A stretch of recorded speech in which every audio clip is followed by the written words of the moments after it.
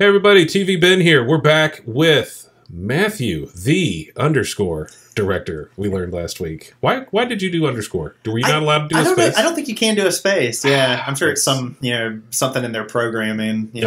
Well, the underscore director, Carolina Pinball Repair, Abari lead, whatever technician. Pinball, arcade technician. All of that stuff. So he graciously decided to sit for another 30 minutes with me. He actually thought I was going to make him leave and come back, which I thought was hilarious. He came down here and did me a favor. So, no, we're going to knock them both out. So, this is a continuation from last episode, whenever that airs and whenever this airs. I have no idea. We'll figure that out. Yep. But, everybody, thanks for sticking around, and thank you for sticking around. Yeah. So, couple things we were wanting to talk about. So, obvious tease from the last episode was Abari. I think a lot of people want to know what's going on. All right, so I guess our last day was March the 13th, which I think was that sounds about right. Most every bar probably in the state, I would imagine. I think it was right around that time that we shut down, and gosh, everything happened so quick. Yeah, like I remember, I was like the first one of the. I'm the hypochondriac of the crew, so I was the first one on high alert of everybody, but it was still only like 10 days before everything kind of blew up. We were going to have the anniversary party, and I was like, Zach, would it have been 4 at that point? It would have been 4, and it would have been, that was going to be March the 27th, I think. Okay. So just a couple weeks later, and I was like, should we have any concern about this? You think that? No, him and James were like, I don't think it's going to be. I don't think anybody really. No, I mean, how quick? This is like late February. It's like I was like one of the first people being like, oh, is this? But it was like, no, it's fine. And I was like, yeah, you're probably right. And then boom, boom, boom, and then it was just first the anniversary party, and then the whole bar closed, and then we're thinking worst case scenario, we're going to be open in June or July. Yeah, everybody kept thinking. we came a weekend away from opening again. Really? Actually, yeah, and I can't remember when it was. I think it was late June. Okay. Or early July. There was one of before we went into, we were like in phase 2.5. Oh, because phase 3 kept getting dangled out there like a carrot. Exactly. Yeah, like, and we thought it was going to actually roll back to the point that we could open. I remember we had a Zoom call, and we're talking about the protocols that we were going to take and what we had to do to reopen. Yeah. And then they went into phase 3, and that was just like, well, that's it. Yeah, that's it. That we can't do that. Anyway, it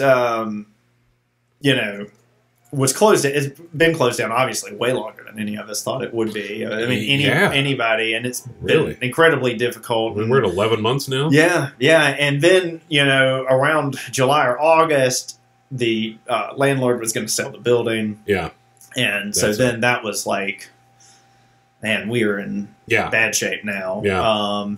And at that point, I didn't know if we'd be able to open again. But I guess, without going into all the details, the great news that I can say that I've checked with Zach is that Abari will reopen. Hooray! We will be back. I don't know the exact date or maybe even a relative time frame, but likely sometime around the summer. That's fantastic. So. And good, so you'll be back in double action. more work to do.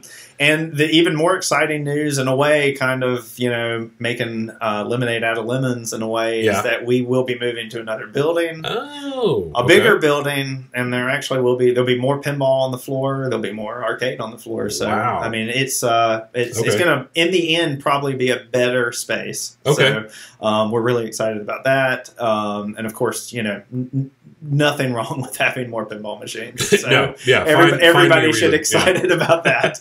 All right, well, let's leave there, and we're looking into the camera right now. So, Zach, I want you to come and talk to me about all of this. I know you agreed a while back. I just haven't had time to get you here. Yeah, and he can give you all the details. Yeah, I want details. Let's talk about the building. Let's talk about the whole thing. There's plenty to talk about there, and I think everybody would like to hear that. So, Zach, we'll talk soon. Come on. Yeah, and I got Matthew here, so he's got your got a bug in his ear. Yeah, he's got a line right there to him. So, but yeah. So what we were wanting to kind of touch on while you're working out over there, crushing that bottle, is I thought it would be interesting. Maybe I went over there one time when you were going through and cleaning and everything. Like, what's a typical day in the life of Abari Tech when you get in there? Because you're there when they're not open yet. Yeah, and nobody ever sees me, and I never see anybody. It's really strange for me, honestly. Like, I usually leave at 5, right at open. Yeah. And so... Well, there's no way you could be fixing a game in there with that many it's people. really frustrating. Yeah. Even when I have games on location, I can't be there when somebody's... Right. I've done a few when somebody just wasn't nearby. They're so interested in everything, and I get it, but, like, you can't have somebody being like,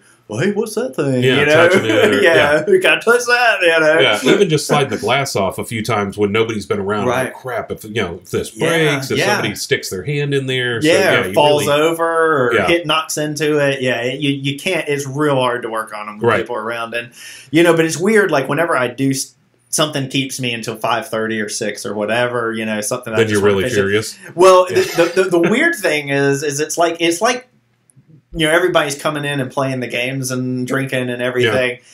I'm so used to that space just being like me and the space. Oh, it feels like somebody comes into your living room. You know what I mean? Whoa. I was like, wait, these people coming into my my space here. Sorry. That's right. Very, very strange feeling. But no, so I was there Monday, Wednesday, and Fridays. And so it kind of when Zach and I made the arrangement, we figured out the days at work because I do commute in from a decent distance, and it kind of naturally evolved into a schedule, more or less. Mm-hmm. And you probably figured out what worked, what didn't. Yeah, exactly. Yeah, so my days all are kind of devoted to different things. So Monday is always after the weekend. Yeah, everything that's broken is broken. Pretty much. Right. I mean, because that's where they're getting all the plays and really getting hammered. So Mondays, most of the time, would be come in, bar staff. We had an email go out every day that would, be for the bar staff to say, hey, we're low on this, we're low on that. We need to, refill the soda thing and whatever. And it'd also have all the game issues. So who would keep notes? The bartenders?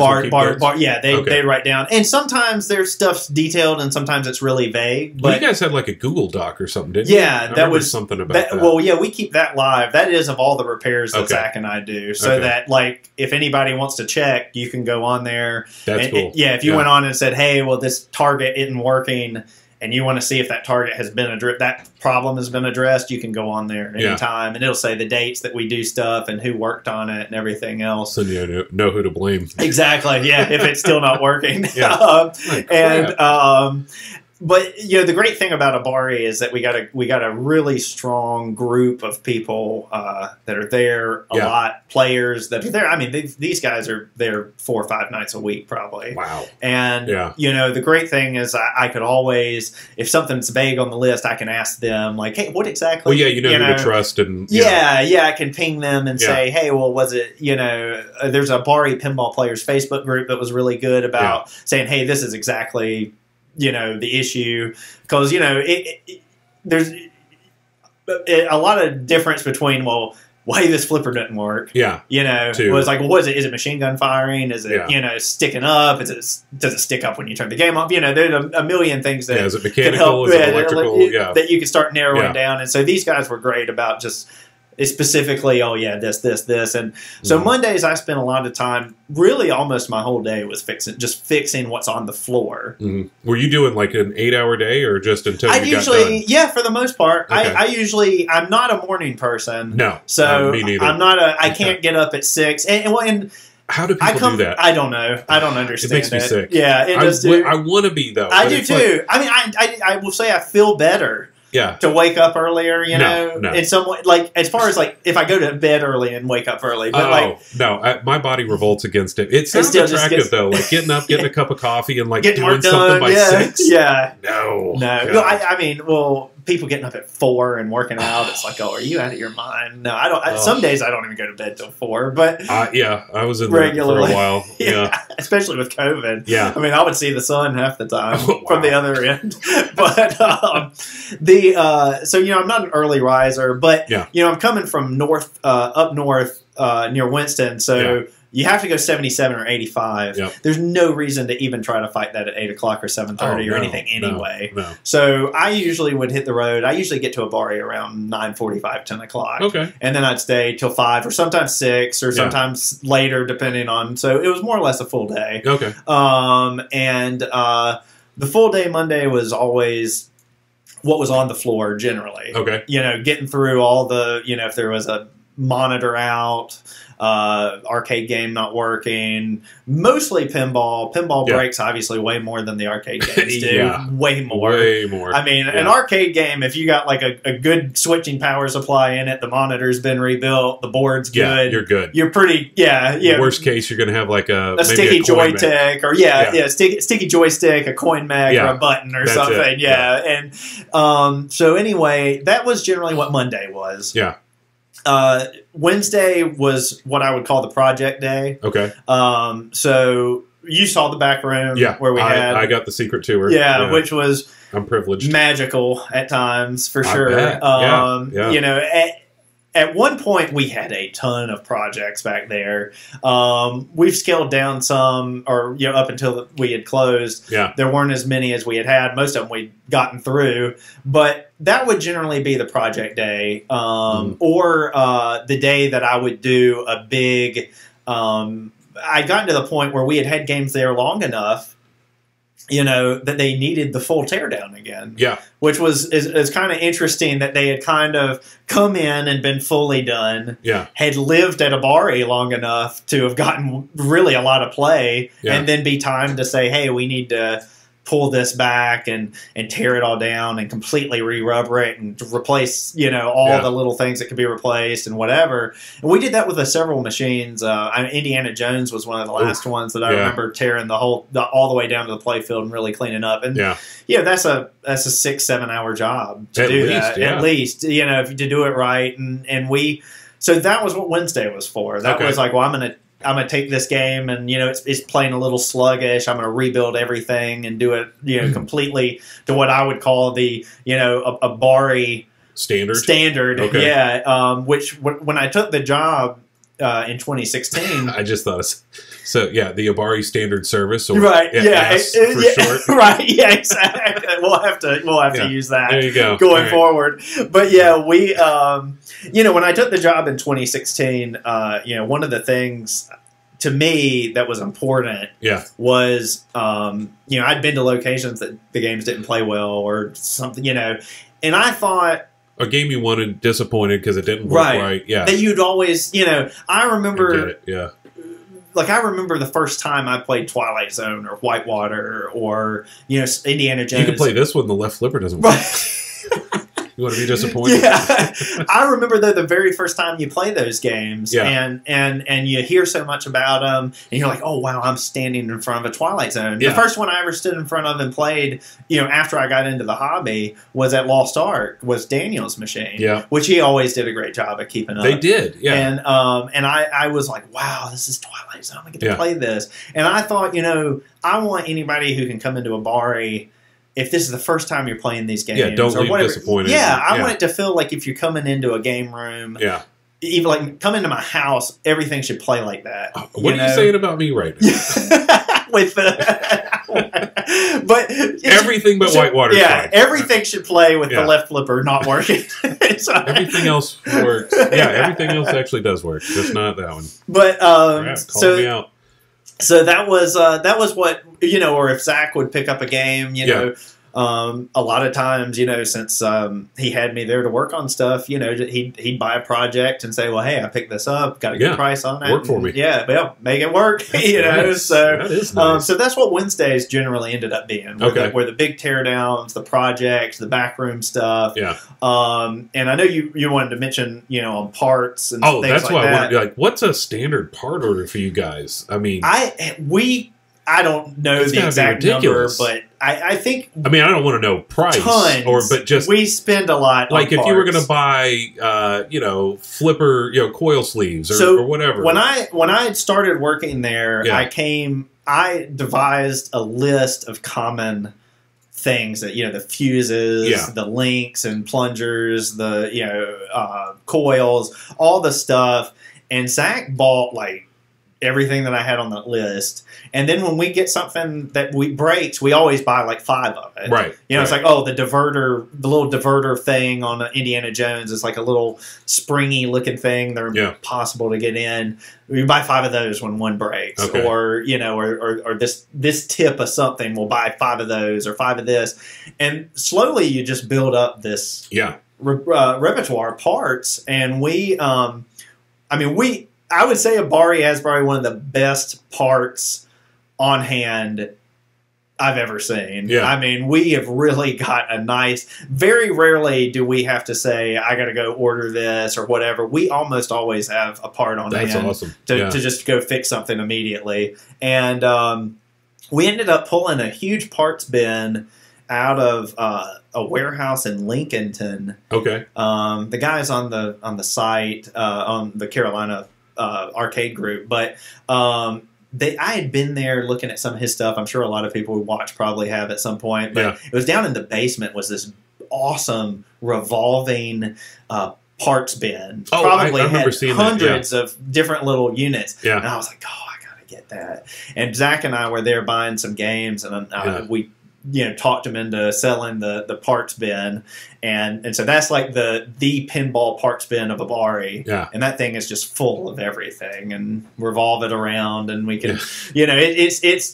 that's so great to work there for that. You can just you can just that you're not going to have to be like, dang, I don't know where that is. It's all organized, and it streamlines that process of fixing those machines so much. That does help. I'm jealous of that too. Yeah. But I was just thinking like, all right, you guys, rubber rings, anything like that. I mean, we got hundreds. It's all the time. You have so much stuff. Yeah. And I mean, luckily at a certain point after you've bought 5 of so many things, and then when they get low, I say, hey, Zach, we got to buy, 5 more of these, 5 more of that. But yeah, we got a great part stash there, for arcades and for pinballs. I mean, we got flybacks and cap kits for every type of thing. Cool. And it's awesome.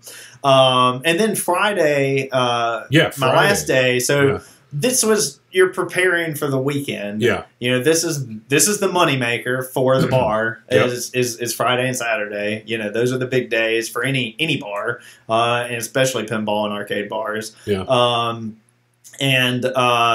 So that would be the day that I'd go through and I'd clean all the pinball machines, clean the play fields, clean the rubbers, replace any rubbers that I saw that needed replacement.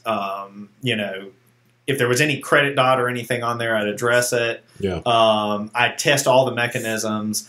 I mean, I work on this stuff so much that I can hear when something's like not right. Yeah. Like if I pop a pop bumper, I can hear, oh, that didn't sound like what a pop bumper should sound like, or the flipper didn't sound like it should sound like. Yeah. So I go through and hit the flippers and the test and the pop bumpers and the slings, and if something didn't sound right, I'd lift it up and make sure that was right, and fix whatever, is a broken fiber or a broken piece here, or spring's not, popping back right, or the coil stops loose, and do that, and go through all the arcade games and make sure all the buttons were good, not sticky, the joysticks all clicked well. So really it was very just preparatory for the weekend on Fridays. Really just fine-tuning so that when people came in on Friday and were ready to play, it's like, wow, this machine looks awesome. It's clean and everything plays perfect, and and then they'd get the hammer in, and then I'd come on Monday to fix them. So it was kind of it was that cycle, and that ended up being a very good cycle for us to be on. Yeah. And you'll probably go into that again. Yeah. Once things get back. Once we get back to it. Yeah. Do you need another tech to help you? So you said there's going to be more games. So Zach, who knows? Looking for it. Yeah, Zach, I can fix games, but except for Whitewater right now. If it's on location, I'll fix it. But no, that's awesome. It's actually really cool to just hear. I know you think, he's down there fixing it. You really don't, like you're just. That there's actually a process, beer. To it. Yeah, that it's actually, and I didn't say or didn't think you didn't, but just the insight of it's very good to have. Yeah, and keeping track of it. Like I think the repair log we do is a great thing. I'm glad that we do that. That was one of Zach's ideas, and it helps. it just helps the clients know that something's gotten addressed. Yeah. And it really works both ways. It helps me remember too, so I can. It's a lot to remember. Yeah. I can go back and say, well, have we done this before? You know, has this been addressed on this game before? Why is it breaking again 6 months later? You know, is it a bad part? Did something not get put back together right or whatever? So it's really helpful. And then if we sell a game, you know, somebody can go and say, hey, well, got the repair log. Everything you did, you know, on this, you know, whatever you bought from us, you can see what all was done on it, you know, over the 6 or 8 or 10 months or whatever it's been on the floor. No, that is cool. Yeah, you guys, it's just awesome to hear and know that, you know, the success you guys ended up having is, you know, there's a lot of hard work that you guys put into this. Absolutely. It's not just goofing off and no, it's very much, you know, and I think, you know, a lot of it falls down onto Zach that, you know, he's really passionate about these games. Yeah. He's passionate about pinball and about arcades, and it wasn't just let me just let me just ride this business venture because it's the hot thing to ride. Right. I mean, he very invested in it, and that shows from, I think, the top down. Right. You know, and that's, I think, what to me makes it a special place. It is a special place. Yeah. I wanted to whisper that. Yeah. It's a special place. Okay, that's cool. No, I really appreciate you. Yeah. That's just really what I was. It's interesting. Yeah. You know, just to try to figure. But all right, enough about that. Okay. Let's stop. What's next? I think you were wanting to talk. I think I know some of these answers, but you know, your collection, what you have, I know. God, we could spend 30 minutes on your easy. Adams Family story. Oh gosh, but, yeah. You know, stuff like that. So I think you're probably a pretty big Pat Lawler fan. I do like Pat a lot. Yeah, got a lot of that stuff. So like right now, you've actually got a Led Zeppelin. I do right now. Yeah. What did you think of it? I haven't played one yet. So you know, when I looked at it, yeah, that was the original feeling. I love Led Zeppelin. Yeah, one of my Steve top. Ritchie. One of my top 5 or 10 bands probably. But. Yeah, meh to begin with. Yeah. One came up that was a reasonable enough price that I knew I could probably sell it for more or less what I bought it for, leave $100 or, you know, whatever. I'll take the chance just to play it because I love the thing. It grew on me the more I played it. Okay. It is very fast. And I'm saying fast, and I didn't realize how fast it was until... You know, I've got the Avengers too, which I adore. Yeah. I love. Have you played Avengers? Yeah, Troy has the premium. Okay, yeah. I love that game. God, that's it's great. a fantastic machine. Yeah, Elwin's 3 for 3, by the way. Oh, he is. Yeah, absolutely. And to me, Avengers is my favorite theme of the 3. So it worked out great for that to be the one that I like the most. But I played Led Zeppelin. I played about 5 times on it. Yeah, and went to Avengers, and Avengers felt slow.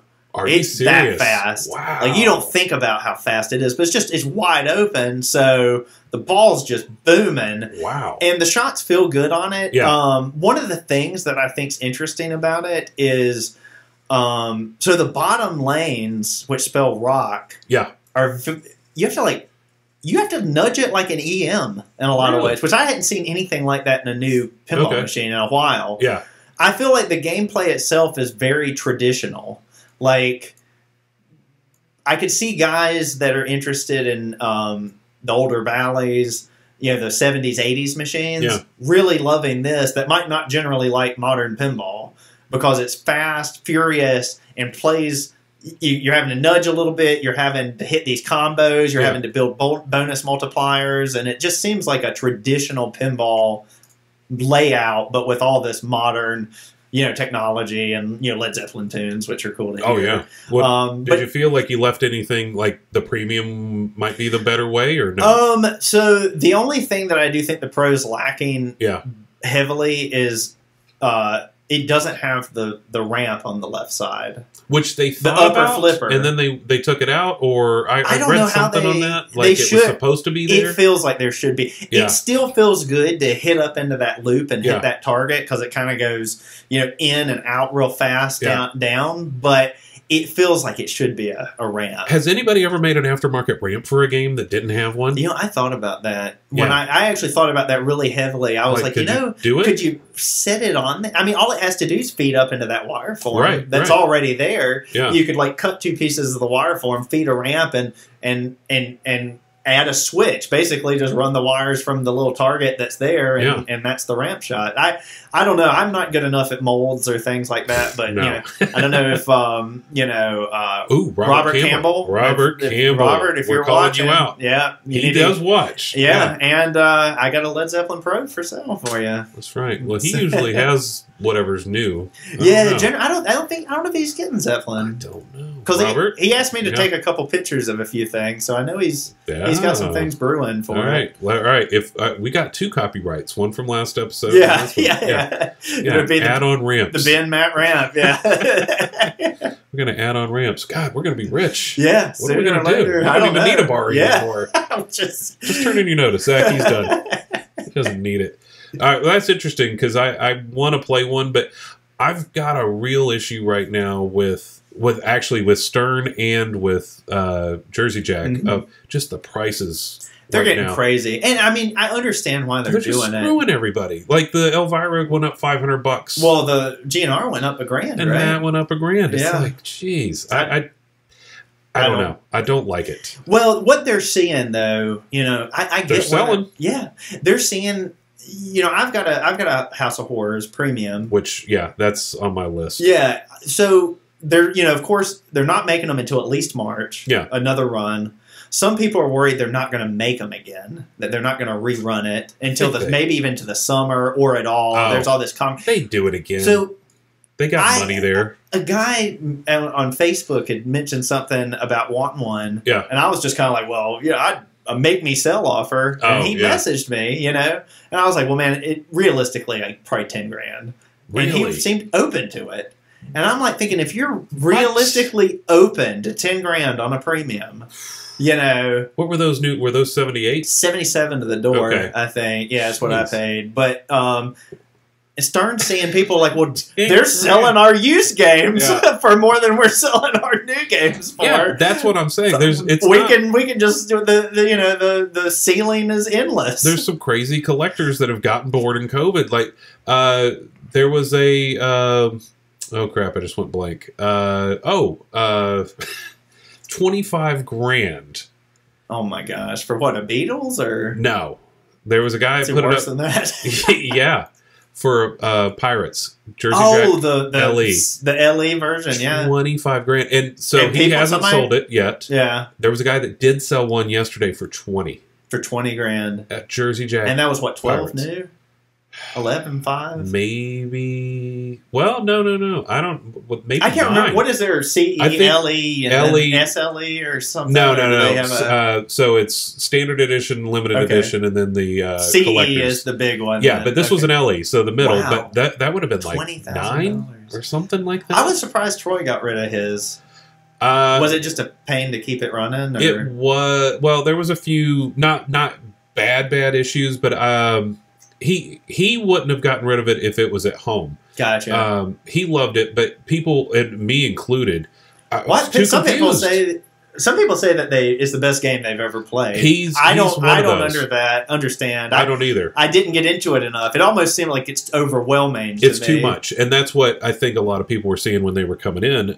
It just doesn't make any sense. Yeah. It's like, there's 40 characters. You've got 4 wins multi-ball with Black Pearl, and then now you can't shoot the cannon because I was like, I just want to shoot the cannon. Right? Like, yeah. Up there? It's like, you got to be this person to do that. Oh yeah, you can't be. You got to be that.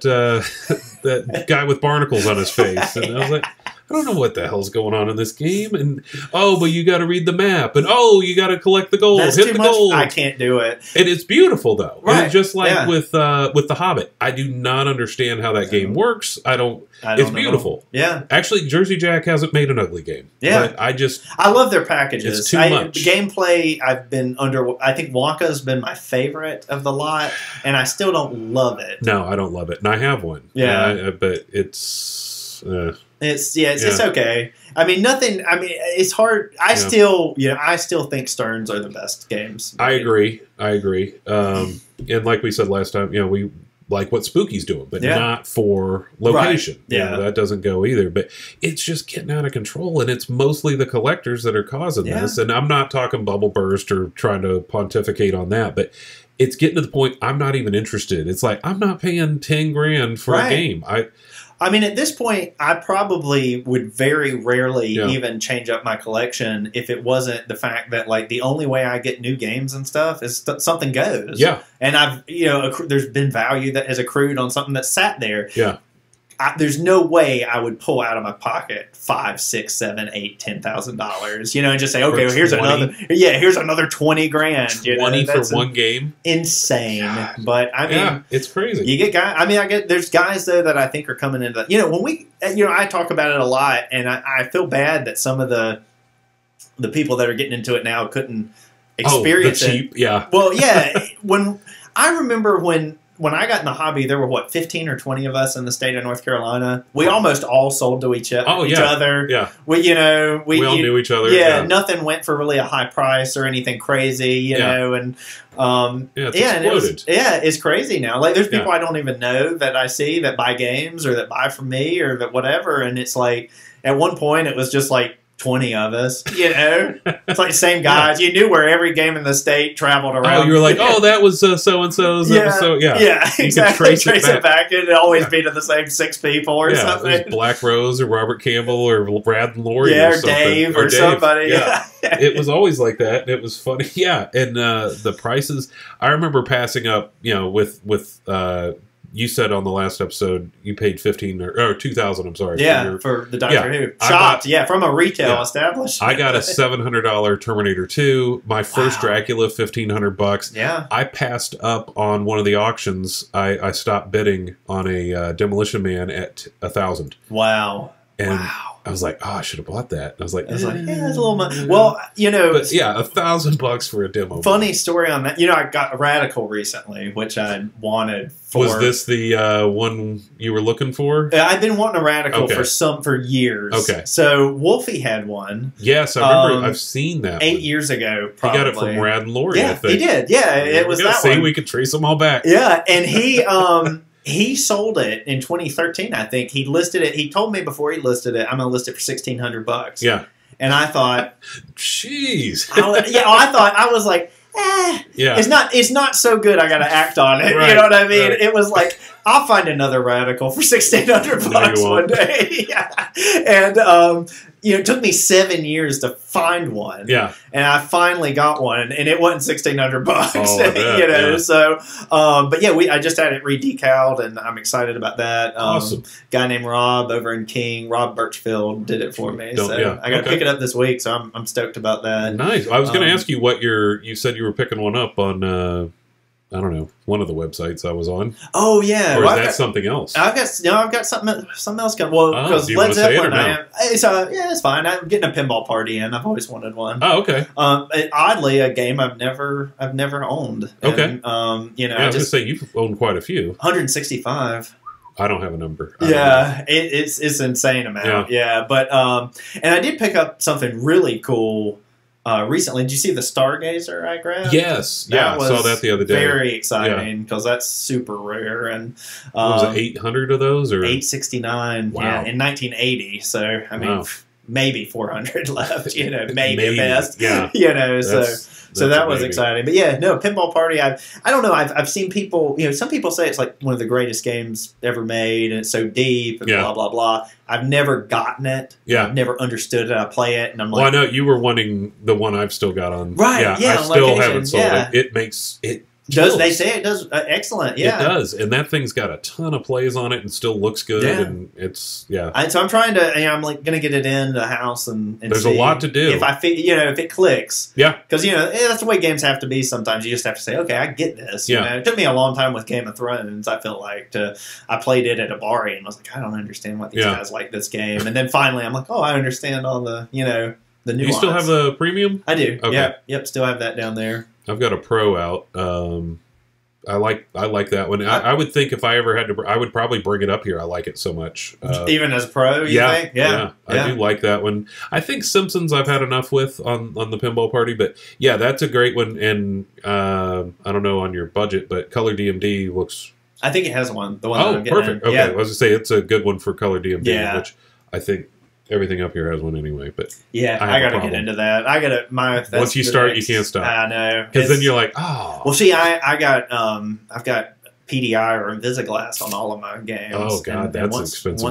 Once you go to that, you don't think it's that big a deal. Yeah, you're like, Metallica has something, I don't know. It would have. It would come from factory. It would have had stars. No, it didn't. This one was an add-on. I don't think they were making it by then because that was 2013. But actually, when I picked it up, I looked. I thought at this angle you can tell, but I thought the glass wasn't in it. Yeah, you almost want to reach down into it. Wow. Like you don't think. I mean, they're expensive, and you don't think, but it really does. Yeah. They look beautiful. Well, then your next step with all that Abari money that you're making is it's color DMDs all around. It's a dark hole. 17 games, I guess. They give you a break at 3, I think. Oh, really? So buying them in bulk, maybe free shipping or something, would make sense on it then. Well, if shows ever come back, I think they would. If you would put it or buy it at a show, they would give you a discount too. But I hope otherwise you're out $400. Do you know if Southern Fried's coming back? They sent something out the other day. I think they were wanting to see if anybody would show up, which I would not. Yeah, I don't think I'm ready to. I do actually have the first vaccine. So that's true. Yeah. When's your round 2? The 17th of February.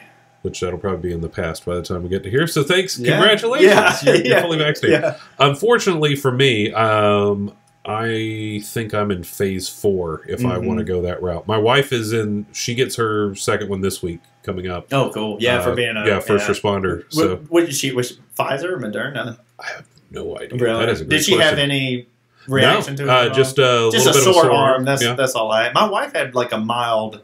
She got a little sick? Mild flu-y type of thing for about 24 hours. But better than COVID. It's immune response. Yeah. It's working. Yeah, there's something in there. They're doing something. Yeah. My mother had, she's fully done. So gosh, I can't wait to be beyond this. I mean, just... Yeah. I mean, just... You take for granted the things we were able to do. Yeah. Go to a bar and drink and anything. Play some pinball. You know, I can't do that. I can't hang out with our buddies. And it's a shame. And that's what I was talking. I had Troy on a couple weeks ago, and we were talking about him reopening, which he's open now. Yeah. I talked to him some about that the other day. Yeah, because you guys hung out for that secret sale. Yeah. Actually, has he announced it yet? Yeah, I think it's on the floor. Yeah. I think he finished it up. Cool. So, Next Generation. Yeah, Next Generation's out there. Not the one you picked up at my old house from Buddy. No, I've had 3. I was like, wait, is that the one? And he's like, no. That was number 3. I've actually had a HEP in between those 2. Wow. Yeah. Okay. It was a beautiful one. An older HEP, but it was still beautiful. I mean, Chris's work. Anything he does. But we were just talking, it's the thing that gets me right now, if everybody should be able to open, and it's not political, but if you want to go, go. Yeah. I don't want to go. Right. I'm going to stay here. Yes, I can go to a restaurant. I don't. I don't either. I won't go to a restaurant. I'm still to go. Yeah. Only. But that's what's driving me crazy at this point. It's like, if you want to go, just go. They're going to do it. The problem is that the support just hasn't been there. You know, like I mean, there's PPP and but that doesn't pay for 10 months worth of rent or whatever. On a commercial lease.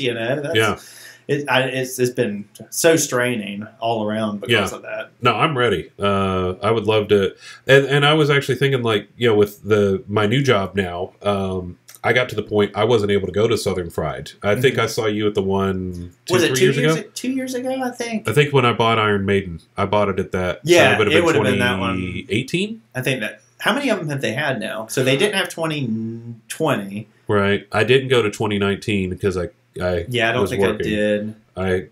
Because I couldn't get I've been 3 anymore. times. Okay. I think they've had 5 or 6. I went to the original first 4 or whatever, and then I missed 2019, 2020 got canceled. Yeah. So, I would love to be able to go to that again. It was a lot of fun. The auctions. I'm not going to go to an auction. I'm not. I'd love to go. I'm not there either. I mean, my favorite thing is just seeing everybody. Yeah. I mean, that's what I go for. I bought in over 10 years, I bought 2 games off the auction floor. One was my Game of Thrones Premium. Yeah. And one was a Back to the Future that... Oh, I was at that one. Yeah. That didn't boot, and probably I was the only person that could have No, we actually hung out for a good bit that day. I remember that one. Yeah. Did I buy anything on that one? I've bought maybe 4 or 5. Beatles came out of there. Was that the day I got Beatles? I think it might have been, actually. actually. That was a good one. Yeah, that was a good price on that too. Do you still have it? Or no, I traded it over the summer. Did it do okay over on a location? Or? It did originally, and that's the thing. God, we could talk a whole other episode on is stuff you think will do good that doesn't, and stuff that shouldn't. Does amazing, like South Park, kicked everything. Or Street Fighter 2, or South Park, Super Mario Bros. Any of these old good Gottlieb had some good themes, and people loved to play them. Yeah. No Fear was terrible. Oh yeah, No Fear was terrible. Awful. Johnny Mnemonics, terrible. What is? I don't know. Is that you? No, I don't think so. Mine. I should be. Do I have a fire? What is? Wonder if that was my phone. I have no idea. Maybe we have to evacuate. We're at the point we need to wrap it up. But yeah, it's funny just all the stuff that, like that South Park, I could barely keep it running. And, it was just money so quick. But it was just, and I kept it going, and it was finally like, all right, we just got to pull it out of here. And get Start working on it. And I sold it at the auction for, oh, yeah. I'm not going to say. Golly. It just kept going up, and it was like, what? Wow. Anyway, yes. What else? Oh yeah, auctions. What else would I miss? Just going out. Like I'm not going to go to Troy's Arcade while it's open. Sorry, right. I'm just not. But everybody else should if you want to. Yeah. Do what you want. Yeah. But whatever. Anyway, wow. What I really do appreciate it. I know, and I'm not just saying it. Yeah, no, I'm glad to. No, thank you for coming down. We talked about it for a while. So yeah, I've been wanting to do it. And we got to get Zach out here. Zach. Yep, I'm going to hold you to that one. But no, really good insight. Stuff I've been wanting to hear for a long time. And hopefully you're going to be doing it again. Yeah. Doing it again. I'm ready for it. I got all tongue-tied there. I've missed it for sure. And we got to figure out if I'm getting evacuated or whatever. What was that? I have no idea. I can't tell. I've never heard that. With the headphones on, there's no way to tell where it came from. I've never heard that noise ever in my house. That's so weird. I have no idea what that was. I don't smell anything. No, I was going to say, like a coil lock on. Yeah. Nothing. The smoke detector's out there, but whatever. All right, we'll figure it out. And again, thank you to Matthew. Oh, we got to plug you again. So Carolina Pinball Repair, the website, Facebook. Yep. Find him at Abari, hopefully, at some point soon. And just a all-around nice guy. This is him. This is knowing Matthew just the way he is here. So this is not a facade. So, yeah, and if you need anything fixed, go to him. Or when I start my own business, come see me. I'm going to take a chunk of his clientele. But anyway, hopefully we'll be back. Got some more great people, maybe Zach in the future, and maybe Matthew again one day. Absolutely. We'll have to go do some catching up. But all right, thanks everybody, and we'll see you again real soon.